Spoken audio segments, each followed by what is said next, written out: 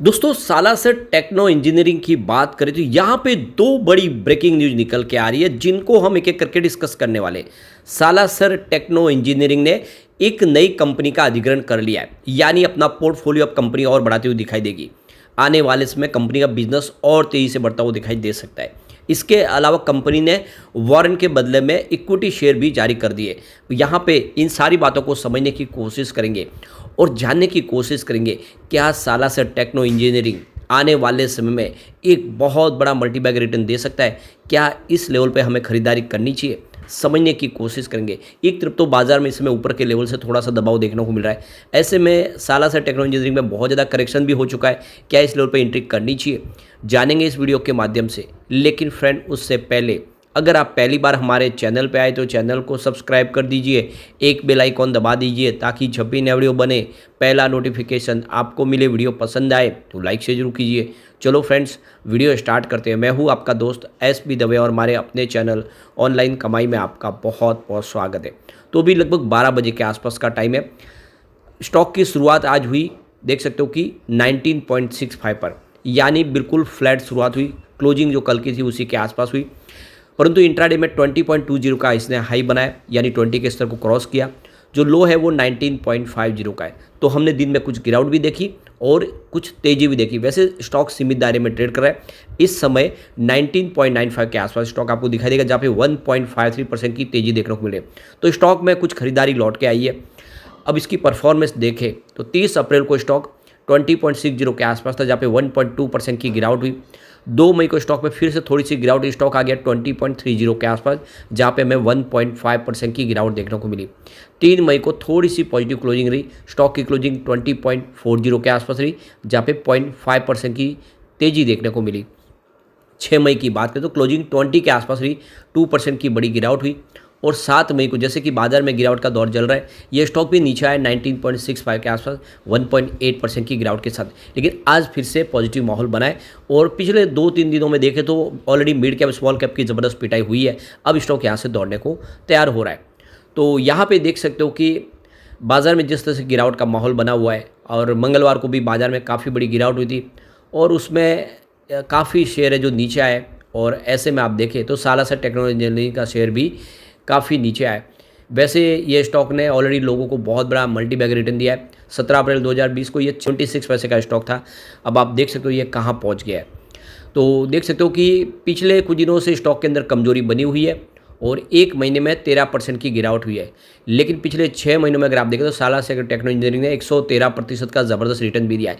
अब सवाल ये होता है कि थोड़ी सी जब गिरावट किसी स्टॉक में होती है तो लोग बहुत ज़्यादा मायूस हो जाते हैं और उनको लगता है कि यहाँ से सब कुछ खत्म हो गया, लेकिन उसका बैकग्राउंड नहीं देखते। उसने पिछले दिनों कितना अच्छा रिटर्न दिया वो भी नहीं देखते। पिछले एक साल में निवेशकों को सालासर टेक्नोलॉजी ने ज़बरदस्त बम्पर रिटर्न दिया, 131% का बम्पर रिटर्न दिया।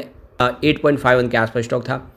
और 17 अप्रैल 2020 को तो कोविड काल में स्टॉक सिर्फ 76 पैसे के आसपास था। अब उस हिसाब से देखें तो निवेशकों को 2500% का बम्पर रिटर्न मिला है और काफ़ी ज़बरदस्त रिटर्न दे चुका है। अब यहाँ पे सालासर टेक्नो इंजीनियरिंग की तरफ से एक्सचेंज को जानकारी दी गई है कि सालासर टेक्नो इंजीनियरिंग ने यहाँ पे देख सकते हो कि एक नई कंपनी का अधिग्रहण है जो पूरा कर लिया है। तो यहाँ पे देख सकते हो कि EMC लिमिटेड इसका अधिग्रहण किया है और यह इलेक्ट्रिक मैन्युफैक्चरिंग कंपनी है, यानी अब इनका पोर्टफोलियो बढ़ता हुआ दिखाई देगा। इलेक्ट्रिक मैन्युफैक्चरिंग सेक्टर में और तेज़ी से कंपनी आगे बढ़ेगी और आप देख सकते हो कि इस अधिग्रहण के बाद कंपनी की क्षमता में इजाफा होगा। तो कंपनी ने यहाँ पे 168 करोड़ रुपए का यहाँ पे निवेश किया है और जो बैलेंस अमाउंट दे के कंपनी ने पूरी तरह से इस कंपनी का अधिग्रहण कर लिया है। और अब आप देख सकते हो कि EMC limited Salasar techno engineering की सब्सिडीज कंपनी बन चुकी है। अब कंपनी का पूरा कंट्रोल सालासर के पास आ चुका है। अब सालासर टेक्नो इंजीनियरिंग की बात तो इसका जो बिजनेस है EPC सर्विस है, रेलवे और पावर सेक्टर के लिए सारी सर्विसेज प्रोवाइड करती है। इसके अलावा कंपनी टेलीकॉम टावर का मैन्युफैक्चरिंग करती है, मोनोपोल्स बनाती है और हैवी स्टील स्ट्रक्चर बनाती है। अब इस मौके पे सालासर टेक्नो इंजीनियरिंग की तरफ से जो बड़ा बयान निकल कर आया है कि हमें बहुत ज़्यादा एक्साइटमेंट हो रहा है कि हमने यहाँ पे EMC का अधिग्रहण कर लिया है। कंपनी पूरी तरह से हमारे कंट्रोल में आ चुकी है और हमने एक माइलस्टोन अचीवमेंट किया है। इस अधिग्रहण के बाद हमारा बिजनेस अब और आगे तेज़ी से बढ़ता हुआ दिखाई देगा। मैन्युफैक्चरिंग में भी हम तेज़ी से आगे बढ़ेंगे। इलेक्ट्रिक मैन्युफैक्चरिंग के लिए आने वाले समय कंपनी का कारोबार तेज़ी से बढ़ता हुआ दिखाई देगा। यह एक हमारे लिए बहुत बड़े गर्व की बात है। हमें ये पूरा भरोसा है कि आने वाले समय में हम यहाँ पे देख सकते हो कि इंजीनियरिंग और इंफ्रास्ट्रक्चर सॉल्यूशन प्रोवाइड करने में मार्केट लीडर बन सकते हैं और आने वाले समय हम और तेज़ी से इसमें आगे वृद्धि अपने कारोबार में कर सकते हैं। अब यहाँ पे जो बड़ी अपडेट और निकल के आ रही है, कंपनी की कल बोर्ड ऑफ डायरेक्टर की मीटिंग हुई जिसमें आप देखें तो वारंट को इक्विटी में बदलने के फैसले के ऊपर मंजूरी मिल चुकी है और इसकी जानकारी एक्सचेंज को दी गई है। तो यहाँ पे देख सकते हो कि जिसको शेयर अलॉट किए गए वो है कोएस ग्लोबल अपॉर्चुनिटीज फंड और ये जो टोटल वारंट की जो अलॉट हुए वो है यहाँ पे 6 करोड़ 50 लाख और नंबर ऑफ वारंट जो अप्लाइड कन्वर्जेशन जिसका किया गया वो है 3 करोड़ 25 लाख और जो total number of share equity allot किए गए वो है 3 करोड़ 25 लाख। तो जितने वारंट है उसके बदले में इक्विटी जारी कर दी गई है शेयर। और अब आप देखें तो अमाउंट जो रिसीविंग हुआ है वो 75% वो करीब यहाँ पे देखो 35 करोड़ 10 लाख के आसपास है।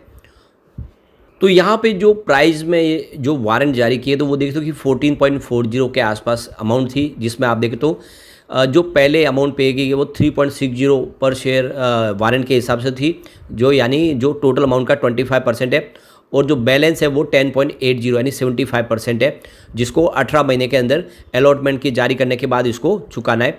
तो अब आप देख सकते हो कि यहाँ पे कंपनी की तरफ से ये वारंट जो है जारी किए गए उसके बदले में इक्विटी जारी की गई, इसकी जानकारी दी गई है। तो कुल मिला के देख सकते हो कि सालासर टेक्नो इंजीनियरिंग एक छुपा हुआ रुस्तम दिखाई दे रहा है। इस सेक्टर का ये ऐसा खिलाड़ी है जो आने वाले समय बड़े नए कीर्तिमान स्थापित कर सकता है। वैसे ऑलरेडी बड़ा रिटर्न तो दे चुका है, लेकिन जिस तरह से रेलवे की बड़ी बड़ी कंपनियों के साथ में इनके बिजनेस टाइप है, RVNL जैसी कंपनी जो एक नवरत्न कंपनी है उसके साथ में उनके लिए सारे प्रोजेक्ट के लिए ये आप देखें तो इक्विपमेंट और उनके लिए स्ट्रक्चर प्रोवाइड करते हैं। और अब जैसे कि नई कंपनी का अधिग्रहण भी हो चुका है तो बिजनेस और बढ़ता हुआ दिखाई देगा। ऐसे में ये बहुत अच्छा मौका है कि इस स्टॉक के अंदर दाव लगाए। मुझे लग रहा है आने वाले समय ये कमाल कर सकता है। ये स्टॉक जो इस समय आपको 20 रुपये के आसपास दिखा जाए, निकट भविष्य में इसके जो टारगेट है वो आपको 100 बहुत जल्द देखने को मिल सकता है। यानी अगर आप इसको होल्ड करें 2-3 सालों के लिए तो ये 100 का टारगेट दिखा सकता है, इसके अंदर वो पोटेंशियल है। और लॉन्ग टर्म के लिए तो ये और भी शानदार रिटर्न के टारगेट के साथ आगे बढ़ सकता है। इसके पीछे वजह इसका बिजनेस जो लगातार बढ़ा। 2019 में रेवेन्यू 654 करोड़ के आसपास था, जो कोविड काल में गिर के 526 करोड़ के आसपास 2020 में, उसके बाद में लगातार बढ़ा और 2023 में ये 1004 करोड़ तक पहुंच गया। ज़बरदस्त बड़ा है रिवेन्यू, साथ में प्रॉफिट में भी शानदार वृद्धि हुई है। 2019 में 33 करोड़ के आसपास नेट प्रॉफिट था, जो 2020 में गिर के 22 करोड़ तक आ गया। उसके बाद में लगातार बढ़ा। अब आप देख सकते हो कि ये बढ़ते हुए 2023 में 40 करोड़ तक पहुंच गया। कोरोना के बाद कह सकते हैं कि प्रॉफिट लगभग डबल हो चुका है, यानी बहुत ही शानदार बिजनेस है और लगातार बढ़ रहा है। अब ये आप समझ ही सकते हो कि जिस तरह से कंपनी को लगातार ऑर्डर मिल रहे हैं, बहुत सारे प्रोजेक्ट कंपनी कर रही है, इसका जो बिजनेस ही है बहुत शानदार है। कंपनी के जो 3 जो सेक्टर है वो तीनों के तीनों बहुत ज़बरदस्त वृद्धि करने वाले सेक्टर है, चाहे रेलवे इंफ्रा सेक्टर हो या फिर टेलीकॉम सेक्टर हो या पावर सेक्टर हो, तीनों में बहुत सारा पोटेंशियल है। ऐसे में यह कंपनी कमाल कर सकती है और ये स्टॉक आप इस समय अगर आप इन्वेस्टमेंट करते हो तो आपका निवेश कई गुना बढ़ सकता है निकट भविष्य में। और बहुत ही ज़बरदस्त स्टॉक है, दाव लगाना चाहिए लॉन्ग टर्म का नजरिया लेके। शॉर्ट टर्म में फिलहाल वेट करें। अगर आप शॉर्ट टर्म इन्वेस्टर तो इस समय निवेश न करें। बाजार में सेंटीमेंट थोड़े से बिगड़े हुए, इलेक्शन पूरा क्लियर होने दे, एक बार नई सरकार का गठन होने दे, उसके बाद में ही निवेश के बारे में सोचे अगर आप शॉर्ट टर्म इन्वेस्टर तो। लॉन्ग टर्म इन्वेस्टर के लिए अच्छा मौका है डिप में खरीदारी का, आने वाले समय ये आपको मालामाल कर सकता है। लेकिन फ्रेंड, कोई भी इन्वेस्टमेंट करने से पहले अपने फाइनेंशियल एडवाइजर से बड़े ले ले या अपना खुद का रिसर्च करें, क्योंकि मैंने वीडियो आपके एजुकेशनल पर्पज़ के लिए ही बनाए। वीडियो पसंद आए तो लाइक से जरूर कीजिए और चैनल को सब्सक्राइब कर दीजिए। Thank you friend.